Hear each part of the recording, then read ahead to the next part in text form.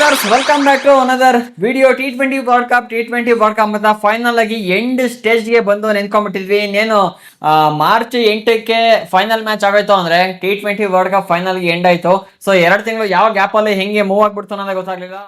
ಆಯ್ತು ಆಮೇಲೆ ಆತರ ರಪ್ ಅನ್ನಂಗೆ 2 ತಿಂಗಳು ಕಳ್ದೋಗ್ಬಿಡ್ತು. ಜನವರಿ ಫೆಬ್ರವರಿ ಇನ್ನ ಮಾರ್ಚ್ 8 ಮುಗಿಸಿದಂಗೆ ಆ ಕಡೆಯಿಂದ ಮತ್ತೆ IPL ಫೀವರ್ ಸ್ಟಾರ್ಟ್ ಕೂಡ ಆಗ್ಬಿಡುತ್ತೆ. ಇದಂತೂ ಮೋಸ್ಟ್ ಅವೈಟೆಡ್ ಮಾತ್ರ. ಪ್ರತಿಯೊಬ್ರು ಕೂಡ ಯಾವ ಸೀರೀಸ್ ನೋಡ್ತಾರಲ್ಲ ಗೊತ್ತಿಲ್ಲ, IPL ಅಂತೂ ಯಾವ್ದೇ ಕಾರಣಕ್ಕೂ ಮಿಸ್ ಮಾಡಲ್ಲ. ಹಾಗಾಗಿ ನೀವೆಲ್ಲ ಏನಾದ್ರು ಹೊಸ ಅಪ್ಡೇಟ್ ಇದೆಯಾ ಹಾಗೆ ಅಂತ ಸರ್ಚ್ ಮಾಡ್ತಾನೆ ಇರ್ತೀರಾ. ಹೌದು, ಹೊಸ ಅಪ್ಡೇಟ್ ಖಂಡಿತ ಇದೆ. 6 ಹೊಸ ಅಪ್ಡೇಟ್ ಕೂಡ ಬಂದಿರುವಂತದ್ದು.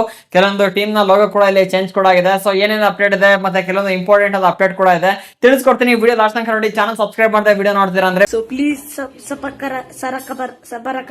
ಬೇಗ ಸಬ್ಸ್ಕ್ರೈಬ್ ಮಾಡಿ. ಇದೇ ರೀತಿ ಫಾಸ್ಟ್ ಆದ ಕ್ರಿಕೆಟ್ ಅಪ್ಡೇಟ್ಸ್ ಮುಂದೆ ಕೂಡ ನೀವು ನೋಡ್ತಾ ಇರಬಹುದು. ಮತ್ತೆ ವಿಡಿಯೋಗೆ ಲೈಕ್ ಮಾಡಿಲ್ಲ ಅಂದ್ರೆ ಹೊಡಿರಿ ಒಂದು ಲೈಕ್ ಅನ್ನ ಬೇಗ. ಫಸ್ಟ್ ನೇ ಅಪ್ಡೇಟ್ ಕಡೆ ಹೋಗೋದ್ರೆ ಮಾರ್ಚ್ ನಿಮ್ಗೆಲ್ಲ ಗೊತ್ತಿರಂಗೆ ಮಾರ್ಚ್ 26ರಿಂದ ಮೇ 31 ತನಕ ಮ್ಯಾಚ್ ಕೂಡ ನಡೀತಾ ಇದೆ. ಅದಾದ್ಮೇಲೆ ಈ ಸಲ ಏನು ಚೇಂಜಸ್ ಮಾಡಿದ್ರೆ ಅಂದ್ರೆ ಎವ್ರಿ ಇಯರ್ 74 ಮ್ಯಾಚಸ್ ಅನ್ನು ಆಗ್ತಿತ್ತು. ಆದ್ರೆ ಈಗ ಅದನ್ನ 10 ಮ್ಯಾಚಸ್ ನ ಎಕ್ಸ್ಟೆಂಡ್ ಕೂಡ ಮಾಡಿದ್ರೆ ಟೋಟಲ್ ಆಗಿ 84 ಮ್ಯಾಚಸ್ ಇಲ್ಲಿ ಆಗ್ತಾ ಇರುವಂತದ್ದು. ಇನ್ನೂ ಜಾಸ್ತಿ ಹಬ್ಬನೇ ಮಾಡಬಹುದು ಈ ಸಲ. ಪ್ರತಿ ಇಯರ್ ಕೂಡ ಅಷ್ಟೇ, ಏನ್ ಗುರು ಏನ್ 2 ತಿಂಗಳು ಯಾವ ಗ್ಯಾಪ್ ಅಲ್ಲಿ ಪಾಸ್ ಆಗುತ್ತೆ, ಮ್ಯಾಚಸ್ ನ ಇನ್ಕ್ರೀಸ್ ಮಾಡ್ಬೇಕು ಹಾಗೆ ಅಂತ ಫ್ಯಾನ್ಸ್ ಗಳು ಸ್ವಲ್ಪ ಮಾತಾಡ್ತಾ ಇದ್ರು. BCCI ಮತ್ತೆ IPL ಮ್ಯಾನೇಜ್ಮೆಂಟ್ ಕಿವಿಗೆ ಬಿದ್ಬಿಟ್ಟಿದೆ. ಹಾಗಾಗಿ ಈ ಸಲ 74 ಇದ್ನ 84 ಮ್ಯಾಚ್ ಅನ್ನ ಕೂಡ ಮಾಡಿದ್ರೆ, ಆದ್ರೆ ಇದು ಇಲ್ಲಿಗೆ ನಿಲ್ಲಲ್ಲ. 2027ಕ್ಕೆ ಮತ್ತೆ ಇದನ್ನ ಎಕ್ಸ್ಟೆಂಡ್ ಮಾಡ್ಬಿಟ್ಟು 94 ಮ್ಯಾಚಸ್ ಮಾಡ್ತಾರೆ ಅಂತ ಬಹಳ ನ್ಯೂಸ್ ಗಳು ಕೂಡ ಇರುವಂತದ್ದು. ಆದ್ರೆ ಈ ವರ್ಷದ ಕಡೆ ನಾವು ಫೋಕಸ್ ಮಾಡೋದಾದ್ರೆ ಈ ಸಲ ನಮ್ಗೆ 74 ಮ್ಯಾಚ್ ನೋಡಕ್ ಸಿಗಲ್ಲ. ಅದ್ರ ಬದಲಾಗಿ 84 ಅಂದ್ರೆ 10 ಮ್ಯಾಚ್ ಎಕ್ಸ್ಟ್ರಾ ಆಡ್ ಆಗ್ಬಿಟ್ಟು ನಮ್ಗೆ ಇಲ್ಲಿ ಇನ್ನು ಮಜಾ ಮಾಡ್ಬೋದು.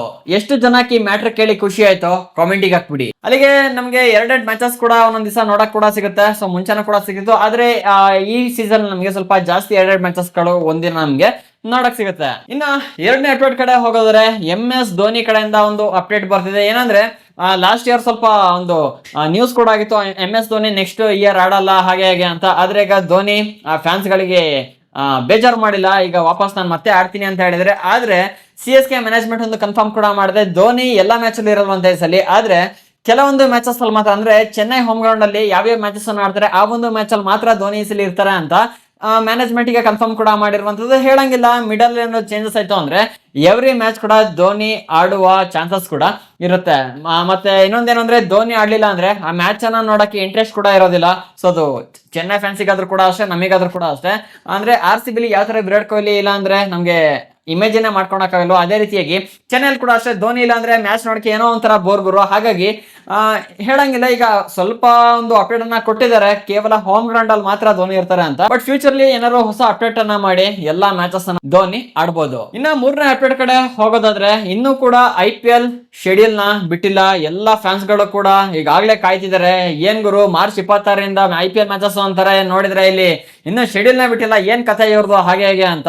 ಸೊ ಏನಕ್ಕೆ ಬಿಡ್ತಾ ಇಲ್ಲ ಅಂದ್ರೆ ಈಗ ವೆಸ್ಟ್ ಬೆಂಗಾಲ್, ತಮಿಳ್ನಾಡು, ಅದಾದ್ಮೇಲೆ ಅಸ್ಸಾಂ ಎಲೆಕ್ಷನ್ಸ್ ಕೂಡ ಇರುವಂತದ್ದು. ಹಾಗಾಗಿ ಇದನ್ನೆಲ್ಲ ನೋಡ್ಕೊಂಡು BCCI IPL ನ ಶೆಡ್ಯೂಲ್ ನ ಪೋಸ್ಟ್ ಮಾಡಕ್ಕೆ ಪ್ಲಾನ್ ಕೂಡ ಮಾಡ್ತಿದೆ. ಆದ್ರೆ ಈ ಸಲ 2 ಸಲ ಶೆಡ್ಯೂಲ್ ನ ಕೂಡ ಬಿಡ್ತಾರೆ ಅಂತ ನ್ಯೂಸ್ ಕೂಡ ಇದೆ. ಏನಕ್ಕೆ ಅಂದ್ರೆ ಅದೇ ಇದು ಎಲೆಕ್ಷನ್ ನಡೀತಾ ಇದೆಯಲ್ಲ, ಹಾಗಾಗಿ ಈ ಕಾರಣದಿಂದ ಸ್ವಲ್ಪ ಹಿಂದೆ ಮುಂದೆ ನೋಡ್ಕೊಂಡು ಏನಾದ್ರು ವ್ಯತ್ಯಾಸ ಆಗುತ್ತೆ ಅಂತ ಈಗ ಸ್ಟಾರ್ಟಿಂಗ್ ಒಂದು ಶೆಡ್ಯೂಲ್ ನ ಕೂಡ ಬಿಡ್ತಾರಂತೆ.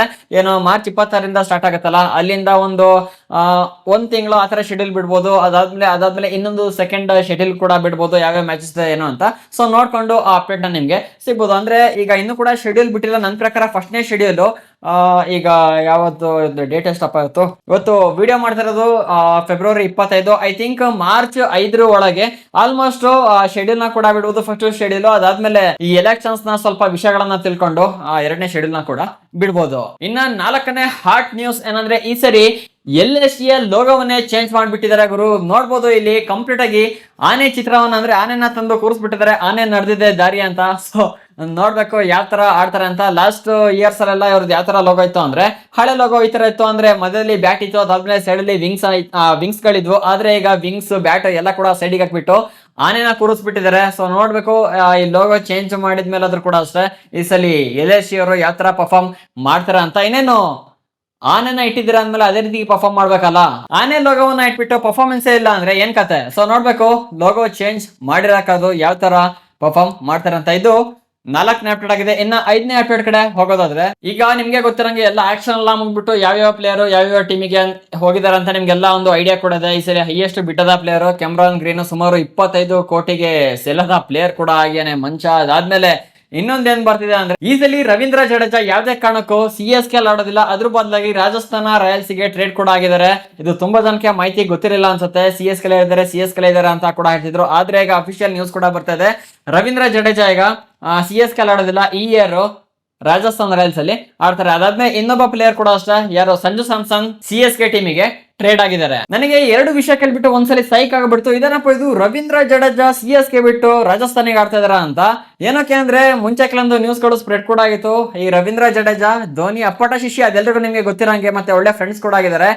ಧೋನಿ ಯಾವ ಟೀಮಲ್ಲಿ ಇರ್ತಾರೋ ರವೀಂದ್ರ ಜಡೇಜಾ ಕೂಡ ಅದೇ ಟೀಮಲ್ಲಿ ಇರ್ತಾರೆ, ಬಿಟ್ಟು ಹೋಗಲ್ಲ ಅಂತ ನ್ಯೂಸ್ ಕೂಡ ಇತ್ತು. ಆದ್ರೆ ಈಗ ರವೀಂದ್ರ ಜಡೇಜಾ CSK ಬಿಟ್ಟು ರಾಜಸ್ಥಾನ್ ರಾಯಲ್ಸ್ಗೆ ಹೋಗಿರೋದು ಒಂಥರ ಶಾಕಿಂಗ್ ವಿಷಯ ಅಂತಾನೆ ಕೂಡ ಹೇಳ್ಬೋದು. ಅದಾದ್ಮೇಲೆ ಸಂಜು ಸ್ಯಾಮ್ಸನ್ ಕೂಡ ಅಷ್ಟೇ ರಾಜಸ್ಥಾನ್ ರಾಯಲ್ಸ್ ಬಿಟ್ಟು CSK ಬಂದಿರೋದು ಒಂಥರ ಶಾಕಿಂಗ್ ವಿಷಯ ಕೂಡ ಆಗಿದೆ. ಸೊ ನಿಮ್ಗೆ ಅನ್ಸುತ್ತೆ ಕಾಮೆಂಟ್ ಮಾಡಿ. ಸೊ ಇಷ್ಟು ಫ್ರೆಶ್ ಅಪ್ಡೇಟ್ಸ್ ಗಳು ಈಗ ಕರೆಂಟ್ ಆಗಿ ಬಂದಿರುವಂತದ್ದು. ಹೋಗ್ತಾ ಹೋಗ್ತಾ ಇನ್ನು ಸಕ್ಕತ್ತಾದ ಅಪ್ಡೇಟ್ಸ್ ಗಳು ಕೂಡ ಕೊಡ್ತಾ ಹೋಗ್ತಿರಂತೆ. ಅದೆಲ್ಲ ನೀವು ನೋಡ್ಬೇಕು ಅಂದ್ರೆ ಗೊತ್ತಲ್ಲ ಗುರು, ಚಾನಲ್ ಸಬ್ಸ್ಕ್ರೈಬ್ ಮಾಡಿಲ್ಲ ಅಂದ್ರೆ ಬೇಗ ಸಬ್ಸ್ಕ್ರೈಬ್ ಮಾಡಿ, ನೋಟಿಫಿಕೇಶನ್ ಆಲ್ ಮಾಡ್ಕೊಳ್ಳಿ ಇದೇ ರೀತಿ ಹೆಚ್ಚಿನ ಕಂಟೆಂಟ್ ಗಾಗಿ. ಅದಾದ್ಮೇಲೆ ವಿಡಿಯೋ ಇಷ್ಟ ಆಯ್ತು ಅಂದ್ರೆ ಹೊಡಿರಿ ಒಂದು ಲೈಕ್ ಅನ್ನ. ಸಿಗೋಣ ಇನ್ನೊಂದು ಫ್ರೆಶ್ ಕಂಟೆಂಟ್ ನ ಜೊತೆಗೆ. ವಿಡಿಯೋ ನೋಡಕ್ಕೆ ಧನ್ಯವಾದಗಳು. ಜೈ ಹಿಂದ್, ಒಂದೇ ಮಾತರಂ.